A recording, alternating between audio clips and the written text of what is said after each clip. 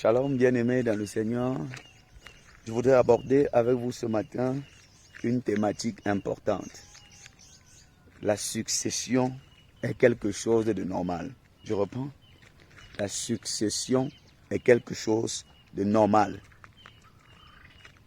Ce problème, ce phénomène est de plus en plus récurrent, que ce soit dans la société, dans le monde séculier, ou même encore dans le monde traditionnel, et même dans l'église, où de plus en plus, la succession, le fait de parler de quelqu'un qui va nous succéder devient comme un scandale. En réalité, ça ne devrait pas causer problème. La succession, c'est une évidence. Et nous devons l'intégrer dans notre quotidien. Voilà l'histoire du peuple d'Israël. Moïse avait été celui qui avait été choisi, sélectionné pour conduire le peuple de l'Égypte à la terre promise. Il avait été sélectionné par Dieu. Il avait la responsabilité de conduire le peuple de Dieu de l'Égypte jusqu'à Canaan, à la terre promise. Et tour à tour, il a cheminé avec ce peuple jusqu'à ce qu'à un moment, Dieu va lui dire, regarde à distance. Voilà le territoire que j'ai promis de donner aux enfants d'Israël. Regarde, mais toi tu n'entreras pas. Tu n'entreras pas dans ce territoire parce que tu as été rebelle. Parce que tu as été rebelle. Et Moïse, en écoutant cela, en écoutant d'une certaine façon qu'il vient d'être disqualifié pour la continuité de la mission qu'il avait été donnée, assignée, lui encore va se soucier et va se préoccuper du peuple en disant à Dieu, comme j'ai été disqualifié, comme ce n'est plus à moi d'accompagner le peuple, comme ce n'est plus de ma responsabilité de conduire le peuple jusqu'à la terre promise, alors choisis donc un autre homme.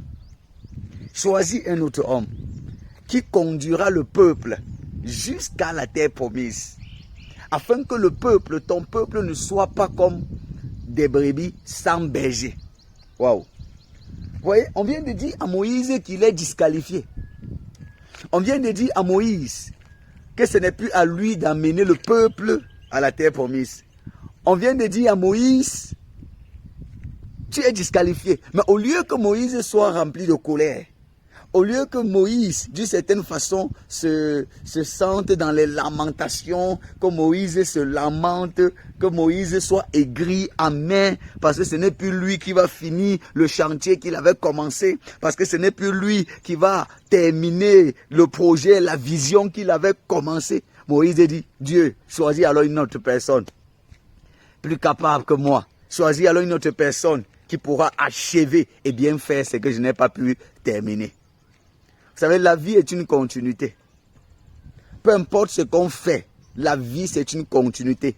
Et nous devons intégrer que la vie, le monde ne tourne pas autour de nous. Que ce soit à l'église, que ce soit en entreprise, que ce soit en famille. Peu importe qui nous sommes, la vie ne tourne pas autour de nous. Le monde ne tourne pas autour de nous. Nous devons intégrer dans notre esprit que nous sommes remplaçables. Du moment où nous intégrons que nous sommes remplaçables, il y aura beaucoup de situations qui ne nous tracasseront plus. Moïse avait intégré dans son âme qu'en fait, le monde ne tournait pas autour de lui. La vision ne tournait pas autour de lui. C'est Dieu qui donne la vision. Et la vision est toujours plus grande que le visionnaire. La vision est toujours au-dessus du visionnaire. Si une vision est limitée au visionnaire, alors c'est un problème. Et voilà, Dieu va dire à Moïse, choisis Josué. Prends Josué, l'homme en qui réside l'esprit, et impose les mains à ce dernier. Vous vous imaginez qu'on vous a disqualifié. On vient de vous enlever du poste. Et on vous dit de prendre un de vos inférieurs et de l'établir vous-même sur votre chaise pour qu'il poursuive la vision. Waouh! J'imagine ça dans notre contexte. J'imagine ça. Vous soyez le PDG et on prend un de vos cadres dans l'entreprise et on dit c'est lui qui poursuivra l'entreprise. Vous établissez-le. Et rappelons que vous n'êtes pas encore mort. Parce que la bonne nouvelle, ou encore l'élément qu'il faut remarquer dans la Bible, c'est qu'à chaque fois qu'on parlait de transition, de successeur, la personne était encore vivante avant de mettre le successeur. Malheureusement, dans notre contexte et notre société, les familles ont trop de problèmes. L'Église a beaucoup de problèmes avec ces choses parce que la succession fait peur aux gens. Quand on parle de transition, ça effraie des personnes. Au lieu que les gens se voient heureux de passer le témoin à la prochaine génération, les gens vivent avec la peur. Les gens ont peur de passer le témoin. D'ailleurs, ils n'y pensent même pas. Ça n'entre même pas dans leur priorité. C'est pourquoi les gens meurent au pouvoir, que ce soit dans la famille, que ce soit dans l'église, que ce soit même dans la société, que ce soit même dans le système politique. Les gens préfèrent mourir au pouvoir parce que l'alternance n'est jamais entrée dans leur esprit. Parce qu'en fait, d'une certaine manière, la transition, la succession ne fait même pas partie de leur culture. On réalise que la succession est biblique. La transition est biblique. Et Dieu a toujours pris le soin de passer le témoin, de mettre le successeur avant que la personne qui précédait quitte. Et c'est en fait ça le processus. Normalement, en tant que parent, vous n'avez pas besoin de mourir avant qu'on mette votre successeur. Aujourd'hui, de nos jours, il faut cacher tellement le successeur. De nos jours, il faut que vraiment, quand vous parlez à un père, qui est votre successeur? Le père se fâche, il est tout en colère parce qu'il a l'impression que vous voulez le tuer. Mais non! En réalité, parler de votre successeur ne signifie pas qu'on veut vous tuer. Mais que vous le voulez ou pas, vous allez finir par mourir. Que vous le voulez ou pas, vous allez finir par quitter le poste là. Que vous le voulez ou pas, vous allez finir par quitter là où vous êtes. Alors, comment est-ce que vous voulez qu'une fois que vous soyez quitté, que ça devienne quoi? Imaginez une famille où un père sort et ne rentre plus parce que la mort l'a emporté subitement. Ouais, il n'a rien préparé. Voilà la famille qui devient sans dessus-dessous. La famille qui se brise. La famille qui se détruit. Voilà la famille qui se gâte totalement. Parce que le papa n'a jamais pensé à la transition. Combien de papas qui sont là, qui vivent, ont déjà préparé leur départ? Vous savez, chaque jour que nous vivons, nous devons penser à notre départ. Nous devons penser, il n'y a pas toujours le temps. Chers leaders, chers responsables de famille, chaque jour qui passe est une opportunité que Dieu vous donne de préparer la transition, de préparer votre départ. À chaque fois que vous accédez à un poste, à chaque fois que vous accédez à une responsabilité, vous devez penser au lendemain. Vous devez penser au jour où vous allez partir. Et c'est ça qui vous donne de préparer la transition et de penser à votre successeur. Mais vous voyez, les gens vivent tellement, ne pensez même pas qu'un jour, ils quitteront le poste. Vous voyez des présidents de groupe qui, le jour où vous parlez même d'élection, ils sont comme choqués dans leur esprit. La tension commence à les prendre. Il y a les nerfs parce qu'ils n'avaient jamais prévu quitter là où ils sont. On parle d'élections présidentielles dans les pays africains et d'une certaine manière, ça devient des moments de coups bas, des moments de manigance, de fraude, parce que les gens qui dirigent n'ont jamais pensé à la transition. Ils ont accédé à des postes et ils ont pris cela comme leur trône familial. Non, ça ne marche pas. Dieu dit à Moïse, c'est Moïse qui s'est battu pour libérer le peuple, oui. C'est Moïse qui a partagé la vision au peuple, oui. Moïse a subi des humiliations pour le peuple, oui. Mais Dieu lui dit, ta part s'arrête ici et une autre personne doit continuer. Mais Moïse n'est pas aigri. Moïse n'est pas amer. Au contraire, c'est Moïse qui dit encore à Dieu, bon, choisis alors quelqu'un qui va faire. Ne les laisse pas comme ça. Et quand Dieu choisit quelqu'un de plus inférieur à Moïse, disons même de quelqu'un de moins capacité que Moïse, oui, disons-le comme ça entre guillemets, quelqu'un de moins âgé que Moïse. Et Dieu dit à Moïse, impose les mains à Josué. Ça veut dire établis-le, ça veut dire installe-le. Et Moïse va le faire comme Dieu l'avait dit. Donc Moïse va l'imposer les mains avec joie et il transfère le témoin. Vous n'êtes pas obligé de finir la vision que vous avez commencée. Vous n'êtes pas obligé de finir la vision que vous avez commencée. Vous pouvez commencer une bonne vision et un autre fini. Je crois que le jour où les serviteurs de Dieu intégrent ça dans leur esprit, on aura de moins en moins l'amertume, l'aigreur. on sera conscient qu'on peut commencer et l'autre finit. Parce que c'est Dieu qui est le porteur, l'initiateur des visions. Vous voyez, les gens souvent se fâchent. Ah, j'avais commencé si, laissez, j'ai fini d'abord ceci. Tu finis quoi? Tu finis quoi? Une autre personne peut commencer, peut finir. C'est la chose de Dieu, c'est l'œuvre de Dieu.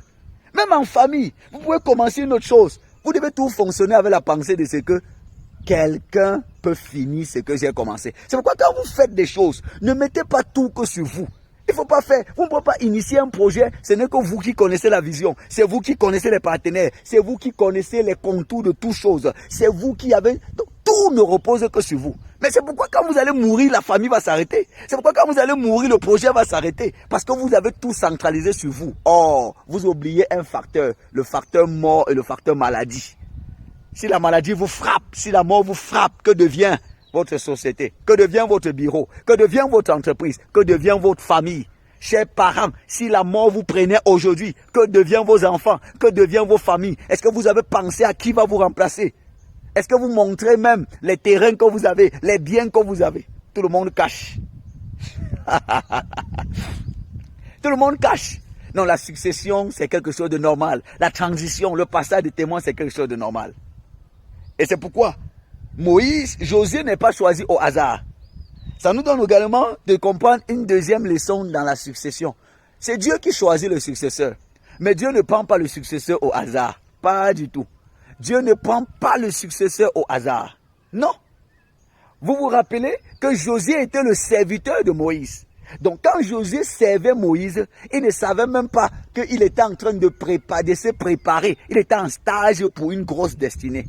Il servait Moïse avec joie. Il servait Moïse avec amour, intégrité. Et demain, le voilà qui sera imposé, qui sera intronisé, consacré par Moïse. Dieu va choisir Josué. Josué ne vient pas du hasard. Non. Vous vous rappelez que parmi les deux espions qui ont vu de façon favorable la terre promise, Josué faisait partie. Vous vous rappelez que quand on disait que Moïse était à la montagne et il écoutait Dieu, Josué était à ses côtés. Dieu ne choisit pas un successeur au hasard. C'est vrai qu'il faut décentraliser, c'est vrai qu'il faut passer le témoin, mais on ne passe pas le témoin à n'importe qui. Il y a beaucoup de personnes incompétentes, des médiocres qui sont là en famille et qui n'attendent que la mort du père pour prendre la succession. Beaucoup de paresseux qui sont à côté et qui n'attendent que la mort du père pour prendre la succession. Ils n'ont aucun esprit d'entreprendre quoi que ce soit. Ils n'ont aucun esprit ouvert. Ils sont là et vous voyez que si vous leur donnez quoi que ce soit, ils vont tout détruire.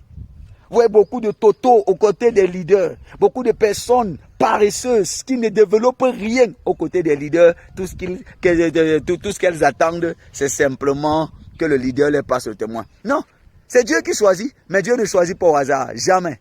Dieu prend en compte beaucoup de choses pour choisir le prochain qui va continuer. Et la troisième chose que je voudrais partager avec vous, c'est que même quand Dieu choisit le successeur Josué, Dieu lui-même ne vient pas l'imposer les mains pour le consacrer. Alléluia. Est-ce qu'on comprend ce que je dis? Dieu choisit Josué, mais il demande à Moïse d'installer Josué, d'établir Josué, de le consacrer en l'imposant les mains.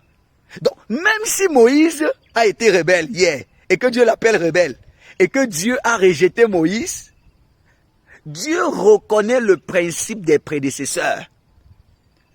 Et Dieu établit cela de façon à ce que nous devons honorer ceux qui nous ont précédés.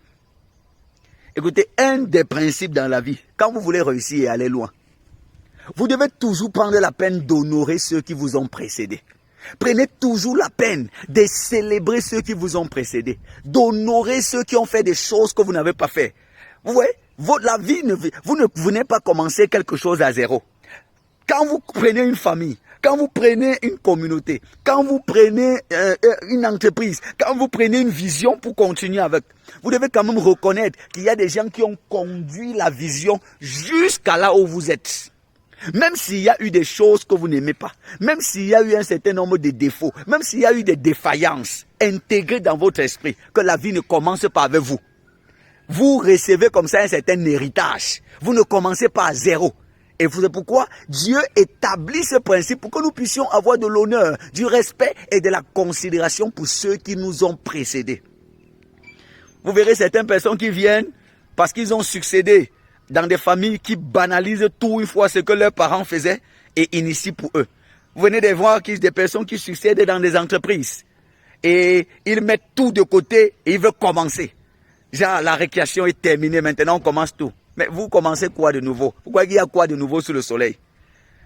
Pourquoi il y a quoi de nouveau? Donc même si vous êtes Josué, le nouveau successeur qui va conduire le peuple dans la terre promise, alors c'est Moïse qui va vous établir. Et quand Moïse vous impose les mains, vous devez être conscient que Josué n'imposera jamais les mains à Moïse. C'est Moïse qui le fera. Même si Moïse a été disqualifié. Alors, qu'est-ce que nous pouvons comprendre dans ça? Même si vous avez été appelé par Dieu, dans le secret, même si vous avez été choisi par Dieu, même si Dieu vous a donné des dons et des capacités, vous devez être confirmé par les hommes physiques, visibles. Vous comprenez bien ce que je dis? Ça veut dire, cette affaire où chacun se lève, il dit qu'il a appelé, après il dit qu'il a été consacré dans sa chambre et dans le sein maternel, ça c'est une théorie bizarre. Moïse, Dieu a appelé Josué comme successeur. Dieu a sélectionné Josué comme successeur. Mais il va sélectionner un homme, Moïse, pour le consacrer. Ce n'est pas Dieu qui consacre Moïse. Ce n'est pas Dieu qui consacre Josué. Je reprends. Ce n'est pas Dieu lui-même qui consacre Josué. Dieu va laisser cette responsabilité à Moïse. Ça ne voudrait pas dire que Josué n'était pas consacré depuis le sein maternel. Mais Moïse était l'autorité légitime pour affirmer, confirmer l'appel qui est sur Josué. Nous sommes dans une génération où beaucoup de jeunes méprisent maintenant les autorités établies et disent qu'elles n'ont pas besoin d'être reconnues par un certain nombre d'hommes et de personnes.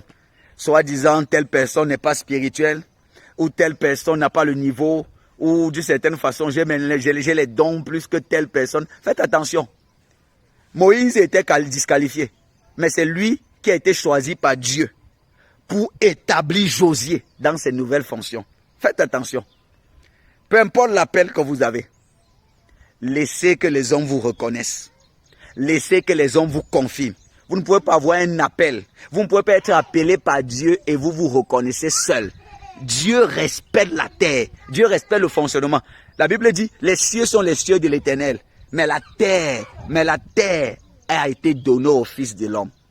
Ça veut dire quand Dieu t'appelle dans les cieux, il va utiliser les hommes, les autorités établies sur la terre pour te connaître, pour te reconnaître et pour te consacrer. Alors ce genre d'appel que vous avez et qu'aucun homme ne reconnaît, aucune autorité légitime ne peut reconnaître, est un appel suspect. Vous pouvez ne pas aimer les autorités. Vous pouvez ne pas aimer les autorités établies sur vous. Mais du moment où ils incarnent un leadership et une autorité légitime, ils ont le mandat de vous établir et de vous consacrer. J'ai bien envie de dire, qui est celui qui t'a imposé les mains pour te consacrer? Shalom, Dieu vous bénisse.